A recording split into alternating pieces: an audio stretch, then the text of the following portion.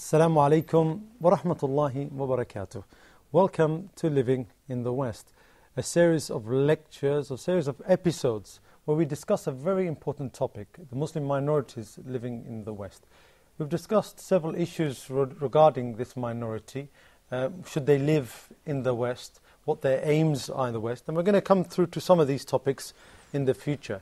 I have with me today Sheikh Haytham Al-Haddad from the Muslim Research and Development Foundation, a think tank and an organisation in the UK providing solutions for those millions of Muslims in the West. Assalamu alaikum, Sheikh. Wa alaikum assalam wa rahmatullahi wa barakatuh. Sheikh, on previous episodes we've spoken in some detail regarding some of the examples of Muslims living in non-Muslim societies throughout the times, throughout the era of the Islamic period. We spoke about different lands. And there's some terminology here that we need to now look upon. Many of the classical scholars, we find in the classical books, many of the people speak about terminology such as Dar al-Kufr, and this is a very well-known phrase, and Dar al-Harb, for example. How do we apply this, and how do we understand these terminologies? Bismillahir Rahmanir Rahim. Alhamdulillahi Rabbil Alameen. والصلاة والسلام على أشرف الأنبياء والمرسلين نبينا محمد وعلى آله وصحبه أجمعين وبعد. These terminologies, such as Dar al-Islam, Dar al-Kufr, and Dar al-Harb, and of course Dar al-Ahd, these terminologies have been used widely by the classical scholars in the books of jurisprudence and sometimes in the books of Aqidah as well. And basically the jurists, they classify the world into two abodes, Dar al-Islam and Dar al-Kufr. Now, before getting into the definition of these abodes, we need to understand one important issue here, and it is a principle that I would like to draw the attention of all the brothers and sisters watching this program too, which is, before discussing any definition or any classification, we have to understand what are the aims behind this definition, what are we trying to achieve. Same thing when we want to discuss the classification, any classification. For example, you know, in Arabic language, in grammar, grammar, or maybe in even English language or any other languages. If we are discussing, talking about the definition of al-fa'il, the one who does something from a grammatical point of view. If from a grammatical point of view, it is the one who does the fi'il, provided that he comes after the verb, okay, not added to the verb. And there are certain conditions.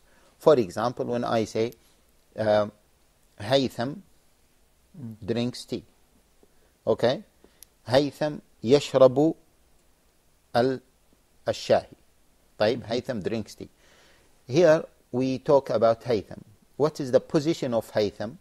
Haytham, from a linguistic point of view, is mubtada. Okay, the one we started the sentence with.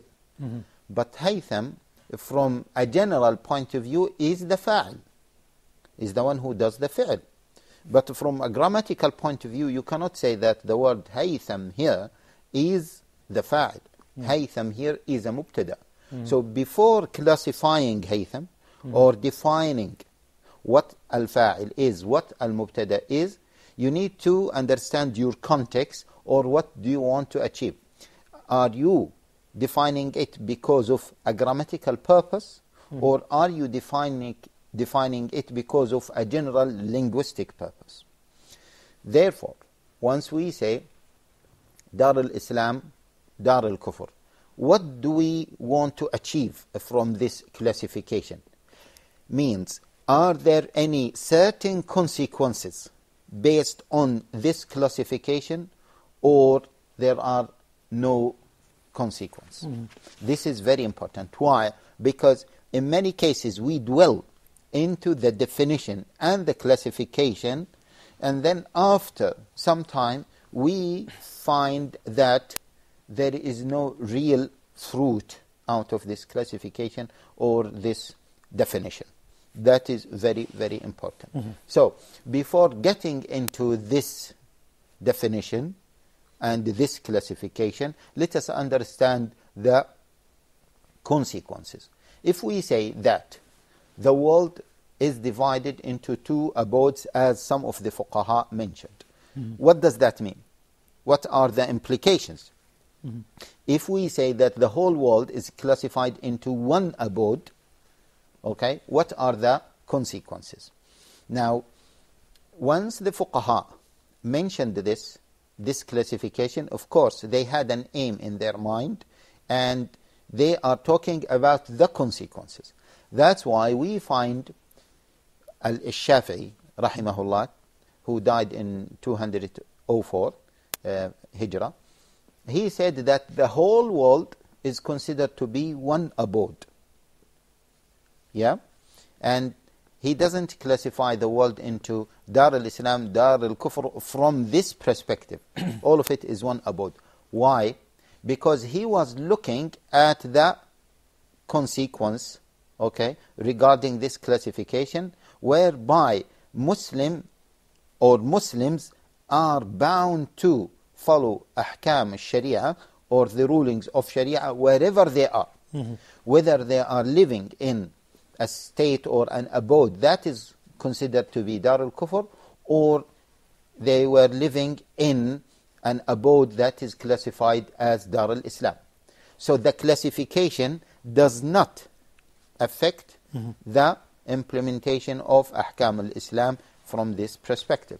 That's why Al-Shafi'i, his original opinion about this classification is that the whole world is one abode. Now, if we look to the other fuqaha, including many other Shafi'i jurists who understood what the Shafi'i himself said about this classification, the other scholars, including, as I said, the Shafi'is, they classify the whole world mainly to two abodes, Dar al-Islam and Dar al-Kufr. What is the main consequence? They say, yes, if this land is classified as Dar al-Islam, then there are certain consequences. If it is classified as Dar al-Kufr, there are some other consequences. One of the main consequences is that Muslim is obliged to live in Dar al-Islam, and generally speaking, from a classical point of view, Muslim is not allowed to live in Dar al-Kufr. So this is one of the main consequences. Because of this consequence, the scholars have looked at the globe and they said, yes, there are places where Muslims are allowed to live because of the nature of the system, and there are places where Muslims are not allowed to reside in permanently because of the nature of the system. Therefore, those countries where Muslims can live, we call them Darul Islam. There are these places where Muslims cannot live because of the nature of the system, we call them Dar al-Kufr. So the consequence is really very important and central in this classification. Another major consequence is the fact that in Dar al-Islam, Muslims are, or Muslim rulers, or Muslims in charge, are bound or obliged to implement ahkam sharia. In Dar al-Kufr, Muslims have no authority. They are not in charge of the country, so they cannot implement ahkam sharia, because ahkam sharia, to be implemented in totality and in particular hudud, they have to have authority. The one who is implementing them has to have kind of authority.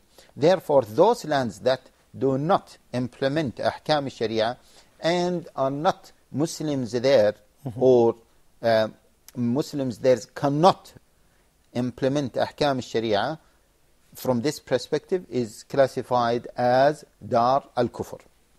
Now, no, go Karen, you were saying.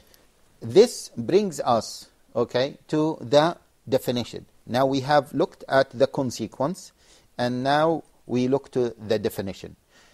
Of course, there are many other consequences. We don't want to get into them now. We might get into them later But these are the main two strains. Yes.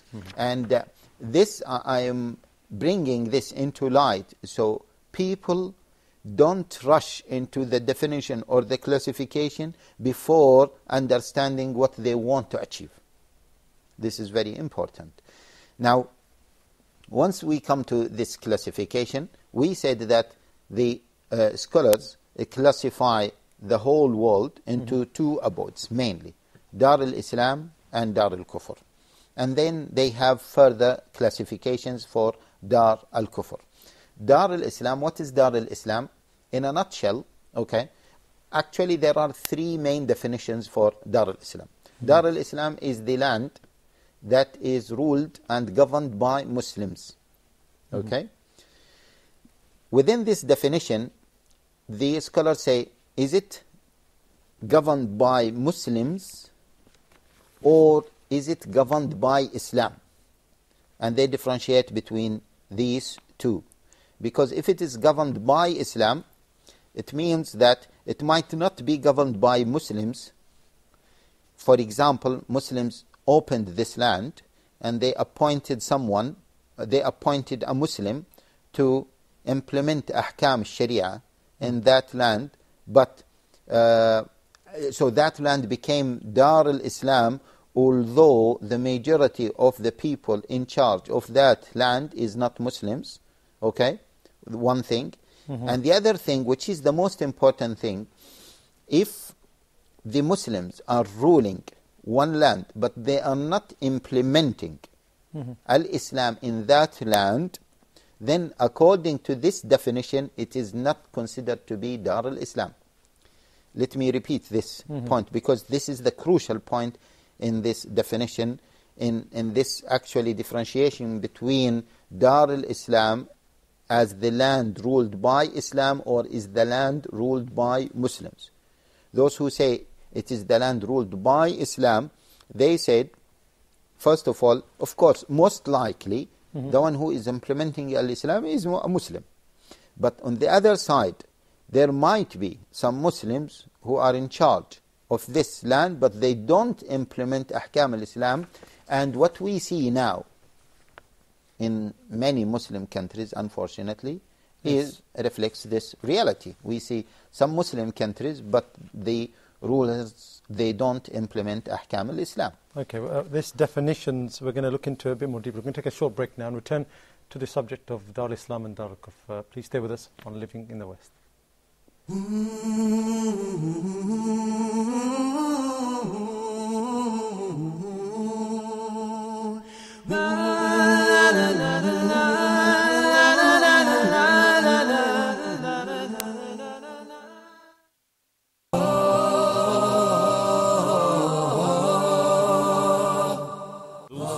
Love Allah subhanahu wa ta'ala, for those who worship Allah subhanahu wa ta'ala alone, for those who want to enter the Jannah, the paradise that Allah subhanahu wa ta'ala created for the believers.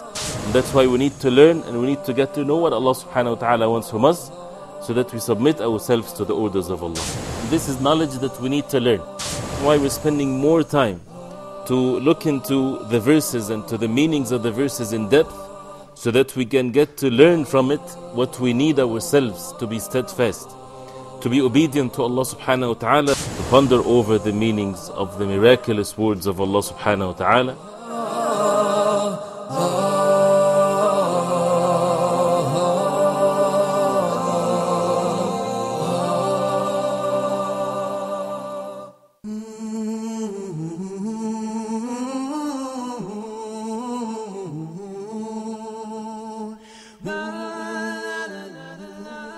Assalamu alaikum wa rahmatullahi wa barakatuh. Welcome back to Living in the West. Sheikh, just before the break there, we were speaking about the classifications of Dar al-Islam or Dar al-Kufr. And you gave the explanations and explaining that we need to know what the consequences are and where we're trying to go with these classifications. Could you expand also on some of the classifications or definitions of, say, Dar al-Harb and Dar al-Ahad? We were here. Okay. We were talking about the definition of Dar al-Islam, and we said that mainly there are three definitions mentioned by the fuqaha. The first one is that it is the land that is ruled by either Muslims or Islam. The second definition is that the land where the inhabitants are Muslims, or most of the inhabitants are Muslims. This is the second definition. The third definition is not looking at the ruling system. It is not looking at the population. The third definition is looking at the security dimension, which is, it means that if the Muslims are secure to implement their religion, or to practice, in another maybe better terminology, to practice their religion, then it is considered to be Dar al-Islam. And this is a classical, also classical definition? This is a classical definition attributed to some Hanafi scholars, such as Al-Kasani, okay? But we have to be careful when we talk about this definition. Yes. And many contemporary thinkers, they quote this definition, and they say that the main criteria here, according to this definition, is security, feeling secure on yourself, on your wealth, and you have security to practice your religion. Therefore, the problem, okay, of taking this definition on a face value is that they say, shall we consider those non-Muslim countries, now European countries, they don't say non-Muslim countries, shall we consider those European countries, for example, where Muslims feel secure and they can practice their religion, shall we call them Muslim countries? They pose this question. However, as you asked about this definition, it is true that some Hanafi scholars, such as Al-Kasani and others, mentioned this criteria, feeling secure, al-aman, okay? But if you go to the other Hanafi scholars, okay, Al-Mabsut before, in the 4th year of Al-Hijrah, and some other, and Ibn Abdin and others, you will see that what Al-Kasani mentioned, or what other Hanafi scholars mentioned about security as the main criteria for considering any abode as Dar al-Islam, is that he didn't mean it. He didn't mean feeling security, full stop, irrespective of the ruling system.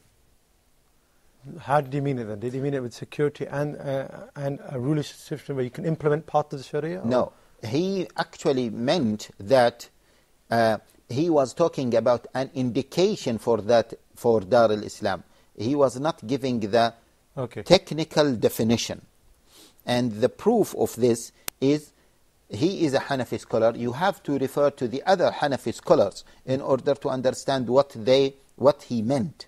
So the other Hanafi scholars gave the definition which the Jumhur have given, which is the land that is ruled by al-Islam or by Muslims. Means the supremacy is given to al-Islam. Okay? If we go back to the definition that says most of the inhabitants are Muslims, then this land will be considered as Dar al-Islam. According to this definition, those fuqaha who mentioned it, they meant that once most of the inhabitants of any land are Muslims, then inevitably or for sure the ruling system will be al-Islam or will be Sharia, which means that because of the majority of inhabitants are Muslims, then the supremacy is given to al-Islam. So this goes in tandem with the previous definition, which is what the supremacy or superiority is given to the law of Allah Jalla wa Ala. So these three definitions actually go back to one definition, which is what the supremacy is given to al-Sharia, or given to the law of Allah Jalla wa Ala. So okay, now, so this is quite clear now. This is the aim of these definitions in their totality. So how important are these aims when we look at to these other definitions that we're going to speak about now? Yeah, this is really very important. Even in the contemporary context, it is very important, because now some thinkers are saying, well, some Muslim countries, okay, or some Arab countries or countries that are inhabited mainly by Muslims, okay, they say, according to this classification, they are not considered to be Dar al-Islam. Why? Because the supremacy is not given to Sharia. We don't want to dwell into that. That can be true. We are not denying it. It can be true. However, the real question here is that how far the supremacy is given to Sharia in any land to be considered as Dar al-Islam. Okay? Shall we say, for example, 90% of Sharia have to be implemented in any land in order to consider it as Dar al-Islam, or 50%, or what? Okay?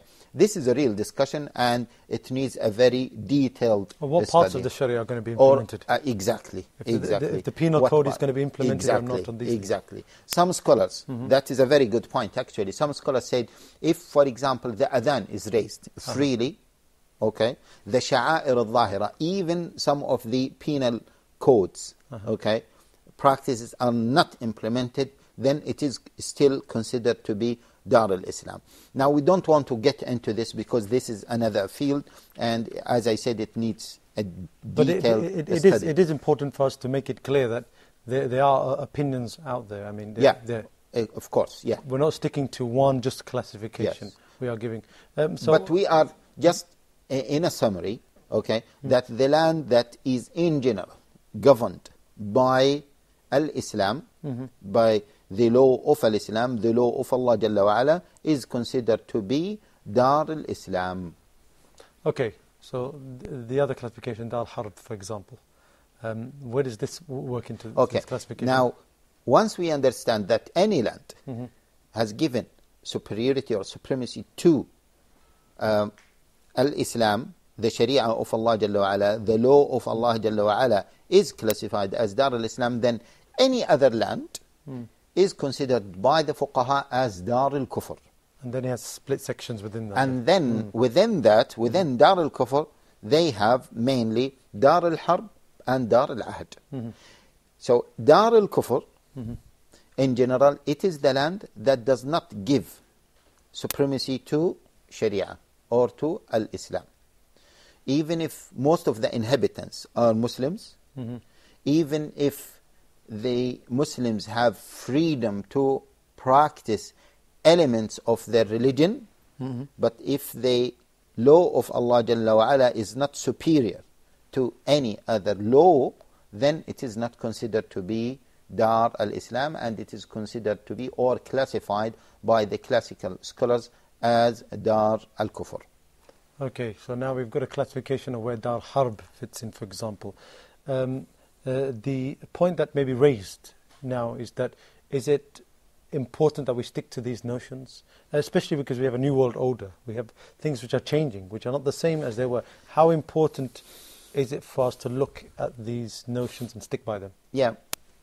Well, this discourse has been prevailing since some time, really. And many people, many thinkers, because of maybe different motivations, maybe because of pressure, because of other reasons, they want to avoid these classifications. But here we have to state a very important principle. If there is a notion or a classification or a ruling that has been mentioned by our scholars, and it has been stated in the classical books on all of them, or the vast majority of them, means that it is part of our legacy.